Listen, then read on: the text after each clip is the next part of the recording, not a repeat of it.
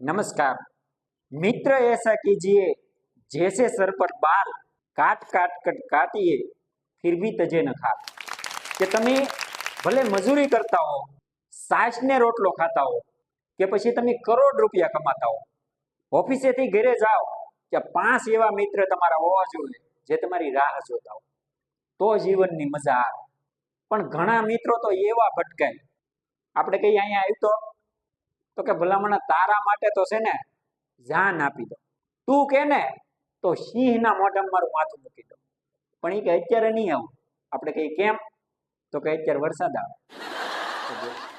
હવે જે પાન હાટું પાટું મારી લેતા હોય, બીડી હાટું બથો બથા આવતા હોય, અને મિત્ર કહેવાય। એક જણો તો એના સસરાને ઘેરે ગયો છે, એની પત્નીને તેડવા ગયો, લાલ કલરનું ટી શર્ટ પહેરી, પણ આવું 2-3 વાર બનેલું। જ્યારે જાય ને ત્યારે લાલ કલરનું ટી શર્ટ પહેરીને જાય, તો 2-3 વાર થયું ને તો એના સસરાનું મગજ વયું ગરમ થઈ ગયા કે હું જમાય તમે એકનું એક ટી શર્ટ પહેરીને દોડ્યા હો, જ્યારે હોય ત્યારે એકનું એક સડાઈ ગયો, તમારી પાસે બીજા ટી શર્ટ નથી? ઈ કે જમાય હામાં ગરમ થઈ ગયા? ઈ કે આમ તો તમારે સહ છોકરી છે, જ્યારે હોય ત્યારે એકની જ મોકલતા, આખા ઘરે માયનો કે આને બોલવાનું ભાન નથી। ઘણાને વિવેક કરતાય ન આવડે હો। એક જગ્યાએ હું મહેમાન થઈ ગયો, સમજ્યા, ગામડામાં। સાંજે જમતી વખતે મને મીંડા દૂધની તાણ કરવા, મને કે આમ જો મહેમાન પીવો ને પીવો, કે 2-3 તાહાળી દૂધ પી જાવ। અરે મેં કીધું 2-3 તાહાળી પીવાતી છે? મને કે આમ નહીં, તમારે પીવો, અમી એમ માનશું કે બહેને પાડો થાવી ગયો, એટલે કીધું રહેવા દો। હા, પણ ગામડામાં જોઈ લો તમે, પેલા લોકો લાજ કાઢતા, તમને ખબર હોય તો પેલા બાયું લાજ કાઢતા, અમુક માથે ઓઢતા। એક જગ્યાએ હું જો ને તો એક બેને માથે ઓઢેલું અને ઉપર આમ સીધા વાળ, સ્ટ્રેટ વાળ। મેં કીધું હે બેન, કેમ એટલા બધા સ્ટ્રેટ વાળ? મને કે વાળ સીધા નથી। તો એ કે ઉપર તમારા ભાઈ ટિફિન બાંધ્યું, એટલે બોલો, એટલે આનંદ છે। એક જણો તો દવાખાને ગયો, દવાખાને તો સાહેબ કે તમને બેભાન કરી અને ઓપરેશન કરવું પડશે, તો ખિસ્સામાં પૈસા કાઢીને મીંડો ગણવા।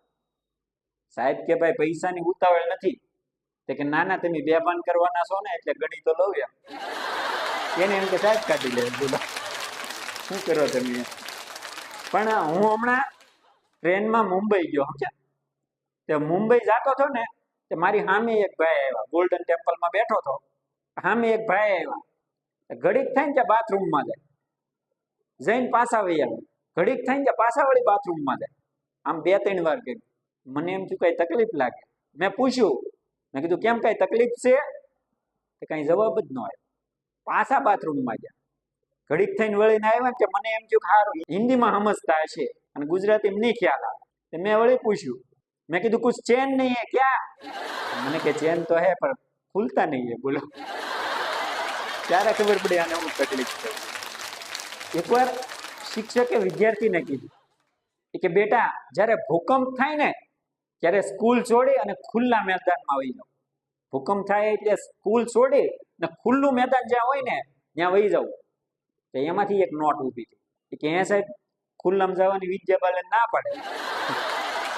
હવે આમ સમજતો હતો।